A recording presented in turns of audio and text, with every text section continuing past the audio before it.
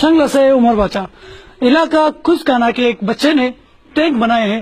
آپ کو دکھائیں گے کہ یہ ٹینک چلتا کیسا ہے اور یہ کرتا کیا ہے اور کس طرح بنایا گیا ہے.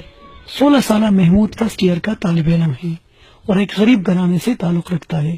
محمود 7 سال کی عمر سے ٹیکنیکل کاموں میں دلچسپی لے رہا ہے.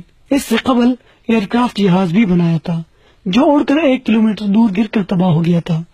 جنگی ٹینک بنانے میں فالتو پلاسٹک، ایلفی اور بال پین کا استعمال کیا گیا ہے، جبکہ کھلونا نما بم فائر کرنے میں استعمال کیا جاتا ہے.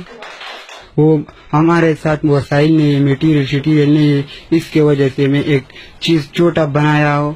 محمود کا کہنا ہے کہ وہ پاک آرمی میں جانا چاہتے ہیں، لیکن شنگلہ میں کیڈٹ کالج کی سہولت نہ ہونے کی وجہ سے وہ داخلہ لینے سے قاصر ہے.